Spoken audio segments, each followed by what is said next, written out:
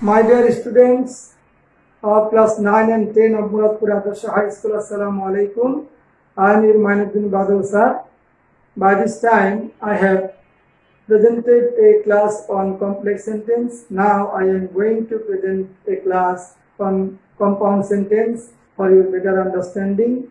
Many of you very often complain that you cannot understand these things very easily. So I have tried my level-based capacity to show you these things very easily so that you can write the correct answer in the examination in changing sentences. So let us now go to the whiteboard.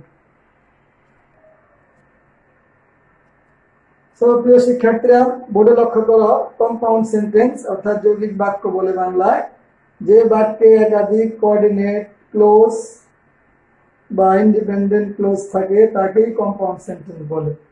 যে সেন্টেন্সে একাধিক coordinating close বা independent close থাকে তাকে compound sentence বলে। তো দুটি ক্লোজের মাঝে সাধারণত আমরা and, but, or, either, or, neither, nor, so, yet, not only, but also, for ইত্যাদি কনজাংশন গুলো বসে বা আমরা নিজেরা বসাই করার সময়। তো প্রিয় শিক্ষার্থীরা আমরা এখন উদাহরণে চলে যাচ্ছি। দেখো এক নম্বর উদাহরণে বলা আছে Elizabeth is so busy that she can not phone her father. Elizabeth এত ব্যস্ত যে সে তার বাবাকে ফোন করতে পারে না। তাহলে এই বাক্যটা কমপ্লেক্স সেন্টেন্সে আছে। দেখো সো ধীরে ধীরে দ্যাট। এখন আমরা এটাকে কম্পাউন্ডে নিয়ে যাব। এলিজাবেথ ইজ সো এর পরিবর্তে এখানে আমরা কি লিখবো? ভেরি লিখবো অবশ্যই, এবং এটা স্বাভাবিক কথা। Elizabeth is very busy and she can not phone her father. তো দেখো প্রিয় শিক্ষার্থীরা আমরা সেটাকে ব্র্যাকেটে আটকে দিয়েছি। যদি দুইটা ক্লোজের সাবজেক্ট একই হয় তাহলে আমরা দ্বিতীয় ক্লোজের সাবজেক্টটা কম্পাউন্ড সেন্টেন্সের ক্ষেত্রে লিখবো না। কম্পাউন্ড সেন্টেন্সের ক্ষেত্রে সাবজেক্টটাকে লিখবো না, এই জন্য আমি ফার্স্ট ব্র্যাকেট দিয়ে আটকে দিয়েছি। তোমাদের বোঝার সুবিধার্থে আমি লিখেছি। তোমরা পরীক্ষার খাতায় বা পড়ার সময় লেখার সময় এটা না বললেও হবে, নির্ভুল হবে। দ্বিতীয় উদাহরণটা লক্ষ্য করো প্রিয় শিক্ষার্থীরা, if you do not do you will die. যদি তুমি না করো তাহলে তুমি মারা যাবে। তাহলে কম্পাউন্ড খুব সহজ, শর্ত সাপেক্ষ বাক্য অর, আমরা ডাইরেক্ট বলে দিব do or die. Do or die, করো নয় মর, করো অথবা মর। তিন নম্বর উদাহরণটা প্রিয় শিক্ষার্থীরা লক্ষ্য করো, the man was too timid to chase the dog. লোকটা এত ভীরু ছিল যে কুকুরটাকে তাড়াতে পারছিল না বা পারেনি। লোকটা এত ভীরু ছিল যে কুকুরটাকে তাড়াতে পারেনি। তাহলে আমরা তৃতীয় উদাহরণ লক্ষ্য করি, the man was, ওই যে সো এর মতো ভেরি টিমিড, সো এর পরিবর্তে কি লিখলাম? ভেরি। আর এটা স্বাভাবিক কথা, এই জন্য মাঝখানে কি বসলো? and। তাহলে the man was very timid and could not chase the dog। Bracket আমি হিঁকে রেখেছি তোমাদের বোঝার জন্য। তোমরা কিন্তু পরীক্ষার খাতায় বা সাধারণত এটা না লিখলেও হয়, না লিখাটাও কি নির্ভুল। কম্পাউন্ডের বেলায় শুধু। প্রিয় শিক্ষার্থীরা চার নম্বর উদাহরণটা লক্ষ্য করো, as he was ill he could not join the party। as অর্থ কি? যেহেতু।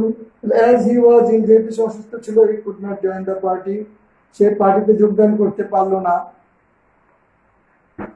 তো চার নম্বর উদাহরণটা আমরা বলছিলাম কথাটা যে as he was ill he could not join the party।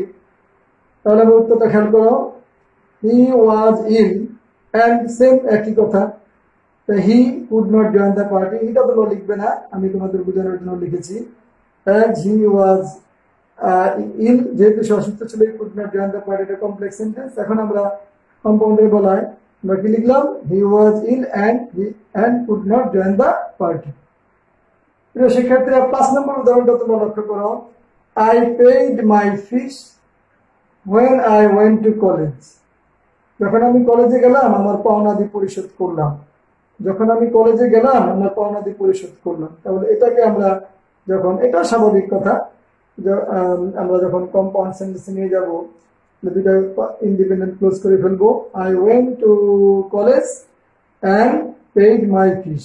I went to college and paid my fees। কিন্তু পেইড আমি করেছি, আবার কলেজে আমি গিয়েছি, সুতরাং দ্বিতীয় বাক্যে আই লেখার কোনো প্রয়োজন নাই। তোমরা পরীক্ষার খাতায় লিখবে না, না লিখলেও তোমাদের বাক্য অবশ্যই শুদ্ধ হবে। তো প্রিয় শিক্ষার্থী, আমরা আবারও একটু বলে রাখি তোমাদের, কম্পাউন্ড সেন্টেন্সের বলায় দুইটা ইন্ডিপেন্ডেন্ট বা কোঅর্ডিনেটিং ক্লোজের মাঝখানে কি বসে? and, but, or, either, or, neither, nor, so, yet, not only, but also, for ইত্যাদি কনজাংশন বসে। এগুলো যখনই দেখবে সাধারণত তোমরা কম্পাউন্ড সেন্টেন্স হিসেবে একে বিবেচনা করবে এবং এইভাবে পরিবর্তন করে কমপ্লেক্স থেকে কম্পাউন্ডে নিয়ে যাবে। আশা করি প্রিয় শিক্ষার্থীরা তোমরা ভালোভাবেই বুঝতে পেরেছো উদাহরণগুলো নিয়ম অনুযায়ী, এবং তোমাদের টেক্সট বুক থেকে ভালো করে প্রিপারেশন নিবে এবং উদাহরণগুলো লক্ষ্য করবে তোমাদের গ্রামার বইয়ে, এবং আমার এই লেসনটাও ফলো করবে। আশা করি তোমাদের এই বিষয়ে কোনো সমস্যা থাকবে না এবং তোমরা পরীক্ষায় এরকম ট্রান্সফরমেশনাল সেন্টেন্স থাকলে নির্ভুল উত্তর লিখতে পারবে। তোমাদের সর্বাঙ্গীন সাফল্য কামনা করে আজ আর নয়, আসসালামু আলাইকুম।